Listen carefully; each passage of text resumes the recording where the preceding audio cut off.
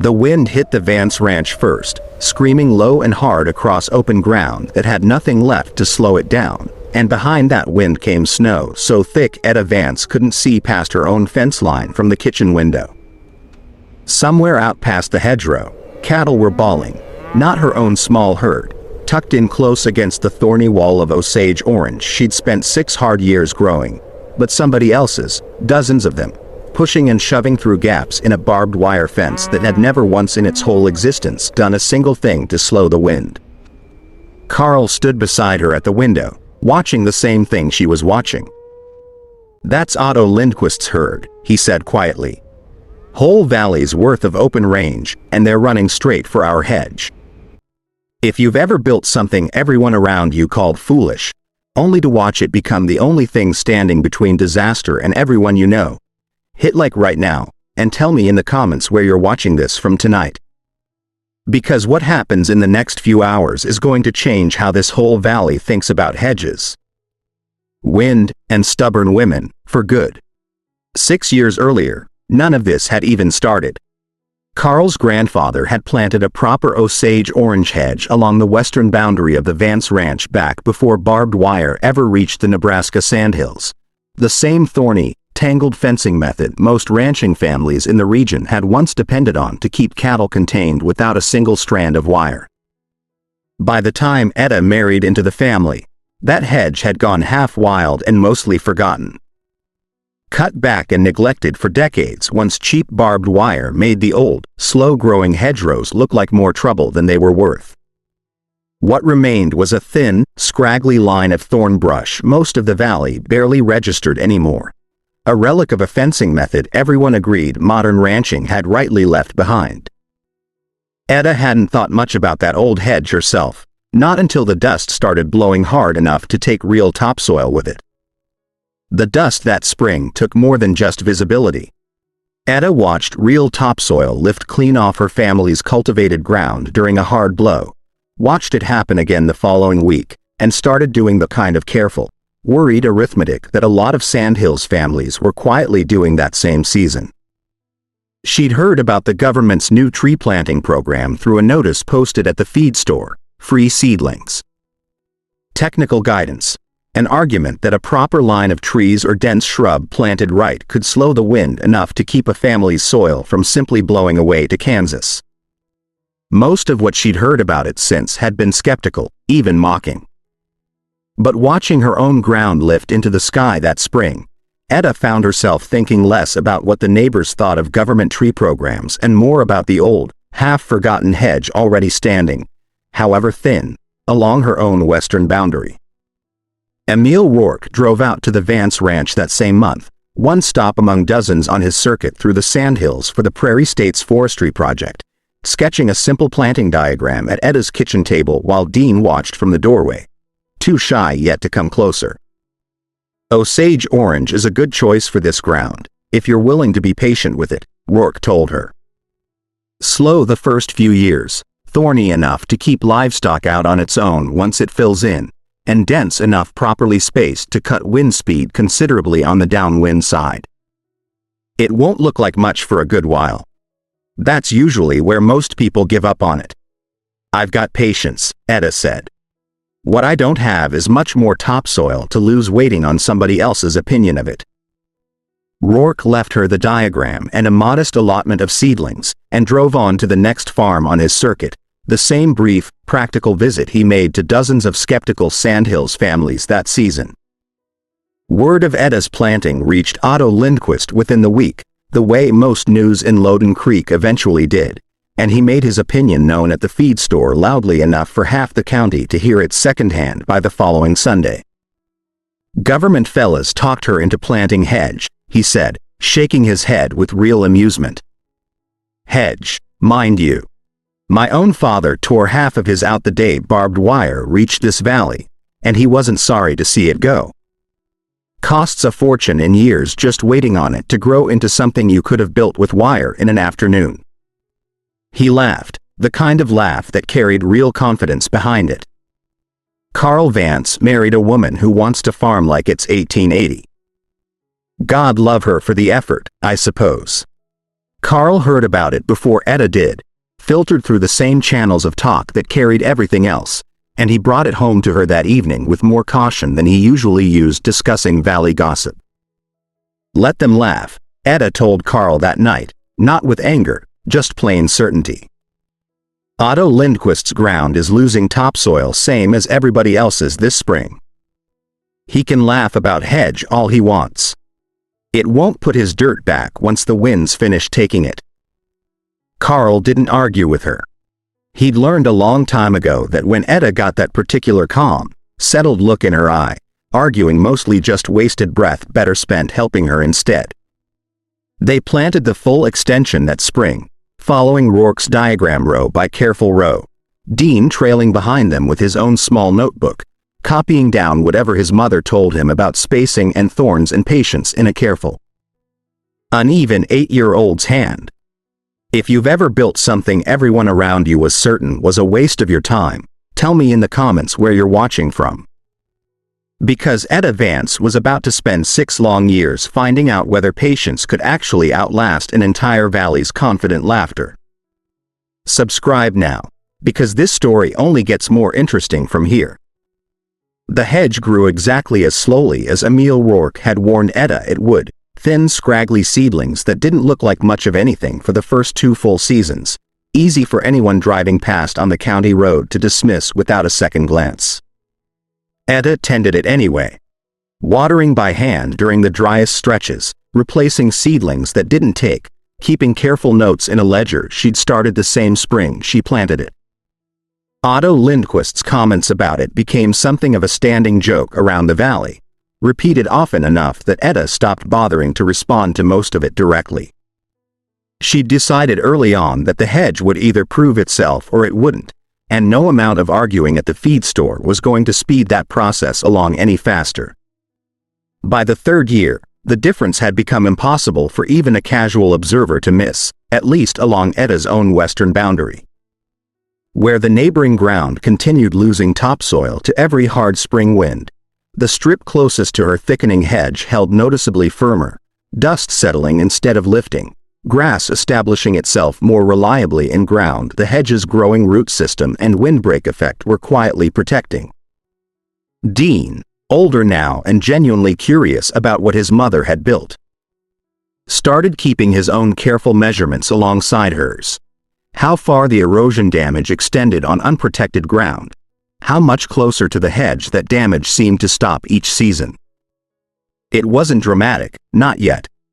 But it was real, and it was the first hard evidence Etta had that Rourke's slow, patient advice was actually paying off exactly the way he'd promised it eventually would. What Etta was watching happen along her fence line is real, documented conservation science, the same principle behind the federal government's entire Prairie States forestry project during those Dust Bowl years. A properly planted line of trees or dense shrub slows wind speed significantly on the ground immediately downwind, which means less topsoil lifting and blowing away during exactly the kind of hard spring winds that had stripped bare, unprotected ground across the whole region during those brutal years.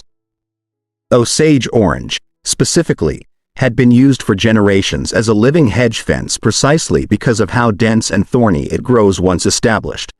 The same qualities that made it valuable fencing before barbed wire also happened to make it an excellent windbreak, something most of the valley, focused entirely on its old fencing reputation, had simply stopped thinking about once wire made the fencing function obsolete. If you're the kind of person who likes learning the real conservation science behind an old family disagreement, subscribe now, because that's exactly the kind of story this channel is built around, episode after episode.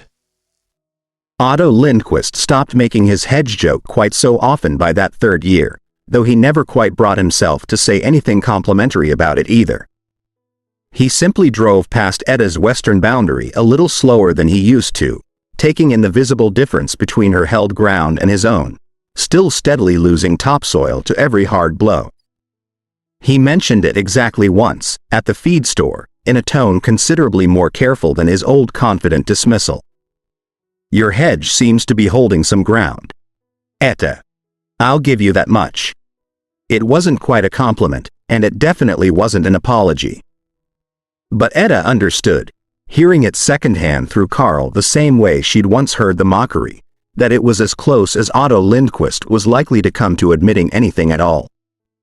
By the 5th year, the hedge stood dense and tall enough that Etta's small herd had taken to gathering along its lee side without any particular encouragement, especially on the valley's harder, windier days. Etta noticed it herself more than once that autumn, cattle bunched up comfortably in the calm air behind the hedge's thick growth while wind still whipped hard across the open range beyond it. She mentioned it to Carl almost as an aside one evening, more curious than anything else. Cattle seemed to like standing behind it on the rough days. Makes sense, Carl said. Cuts the wind good back there. Never thought about that part of it when we planted it, honestly. Just wanted the dirt to stop blowing away. Neither of them thought much more about it that autumn. It would take one particular winter, still a year off yet, for either of them to understand exactly how much that offhand observation actually mattered. The winter Dean turned 8. The weather radio carried warnings the whole valley took seriously. A severe storm system building fast out of the northwest, temperatures dropping hard, wind picking up ahead of heavy snow expected to hit sometime after dark. Otto Lindquist's herd, like most of the open-range cattle across Loden Creek, had nothing between them and that coming wind but barbed wire fencing that had never once, in its whole existence, done anything to slow a single mile of it. Etta's cattle, meanwhile, were already drifting toward the hedge's lee side without any prompting at all. The same instinctive gathering Etta had first noticed the autumn before, now happening ahead of a storm serious enough that instinct mattered more than it ever had. The wind arrived first, screaming across open ground with nothing to slow it, temperatures dropping hard and fast as the promised snow began falling in earnest just after dark. Within an hour, visibility across the open range had dropped to almost nothing, cattle exposed on unprotected pasture facing exactly the kind of brutal, wind-driven cold that could kill an animal outright if it went on too long without any real shelter. Otto Lindquist's crew worked desperately that evening trying to move his herd toward whatever natural shelter they could find. Shouting into wind that swallowed most of what anyone said, cattle panicking and scattering rather than holding together the way a herd needed to survive a storm like this one. Cattle facing a storm like that will move toward whatever shelter their instincts can find, and across Loden Creek that night, instinct pointed toward exactly one place offering real protection from the wind. The dense, thorny wall of hedge growing along the Vance Ranch's western boundary, the same hedge Otto Lindquist had spent 6 years calling Foolishness. His herd broke through a weak section of barbed wire fence sometime after midnight, dozens of head pushing steadily across open ground toward the calm air the hedge provided, joining Etta's own small herd already sheltered along its lee side. More cattle followed from other properties over the next several hours, driven by the same simple, powerful instinct. Find the wind's edge, find calm, find whatever shelter existed anywhere within reach. By first light, the storm had passed, leaving behind snow drifted deep across the whole valley and a scene at the Vance Ranch that Etta would remember for the rest of her life. Well over 100 head of cattle from at least 4 different properties gathered calm and largely unharmed along the lee side of her hedge, including most of Otto Lindquist's own herd. Otto arrived at first light too, half frantic from a night spent fearing the worst, and stood at the edge of Etta's property watching his own cattle graze calmly in the lee of a hedge he'd spent 6 years mocking as an old woman's foolishness. If you've ever watched something everybody dismissed become the very thing that saved the people who mocked it hardest, I want to hear that story in the comments tonight. Because Etta Vance didn't just protect her own herd that night. She saved a whole valley's worth of cattle with a fence her neighbors thought had gone out of style 50 years earlier. Hit the subscribe button, because Farm Route Chronicles is full of great stories exactly this stubborn. Otto walked the length of the hedge that morning without saying much, running a hand along thorny branches thick enough now to stop a grown man from pushing through them easily, watching his own cattle graze calm and unbothered in ground that would have otherwise offered them nothing but open, unprotected wind. I lost cattle in storms before, he finally said, not quite looking at Etta directly. Bad ones. Every rancher in this valley has, one year or another. Never once thought a fence line could be the difference between a bad night and a real disaster. Wasn't even why I planted it, Etta admitted. I was thinking about the dirt, mostly. Never once planned for it to matter like this. Otto didn't apologize outright, not in so many words. He just stood there a while longer, looking at something he'd spent 6 years dismissing without ever once actually looking at it closely, and Etta understood that this quiet, wordless reckoning was probably the most she was ever going to get from a man like Otto Lindquist. Dean walked the hedge line with his mother later that same morning. Notebook in hand, counting cattle from properties that weren't even theirs, writing the number down carefully alongside 2 years of erosion measurements he'd already collected without anyone asking him to. You didn't even know it would do this, he said, more statement than question.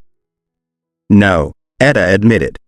Sometimes you plant something for one good reason, and it turns out to be worth something for a whole different reason you never once considered. She looked out at the hedge, thick and thorny and very much alive after 6 patient years. Ground doesn't always tell you everything it's capable of right away, Dean. Sometimes you've got to give it time to show you the rest.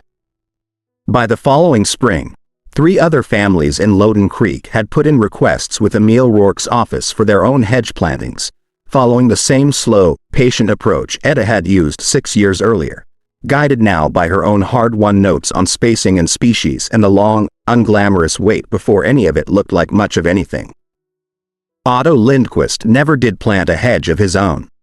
Though he did, that same spring, allow a section of the Prairie States Forestry Project's standard tree windbreak along his own northern boundary, a smaller, faster-growing planting that carried none of the old hedge's thorny fencing history but plenty of the same wind-slowing benefit.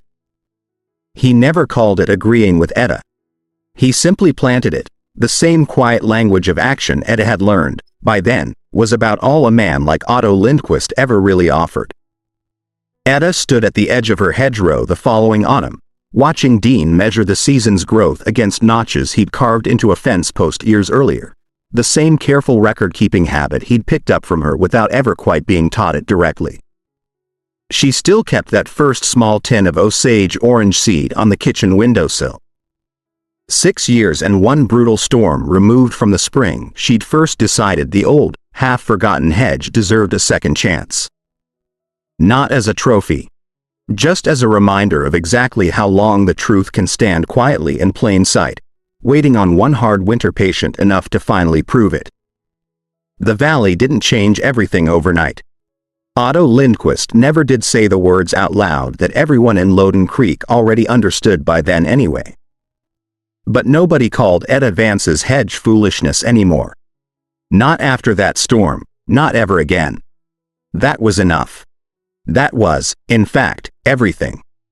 Everything in this story is grounded in real conservation history and real, documented science.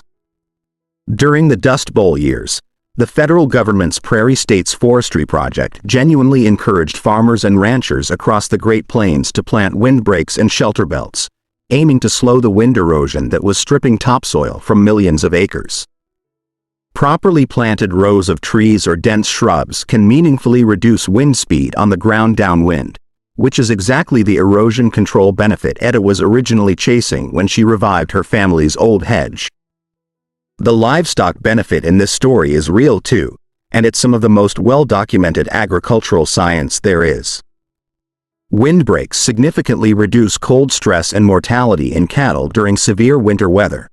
Research shows cattle can begin experiencing serious cold stress once temperatures drop below 18 degrees Fahrenheit, and unprotected herds caught in severe blizzards have suffered catastrophic losses throughout American ranching history, sometimes losing thousands of animals to exposure in a single storm. A solid windbreak, meanwhile, has been shown to meaningfully improve calving success and weight gain, and cattle will instinctively seek out real shelter when a storm hits, exactly the instinct that sent Otto Lindquist's herd toward Etta's hedge that night. If stories built on real conservation science and real agricultural history are what you come here for, subscribe, and tell us in the comments which detail in this story surprised you the most.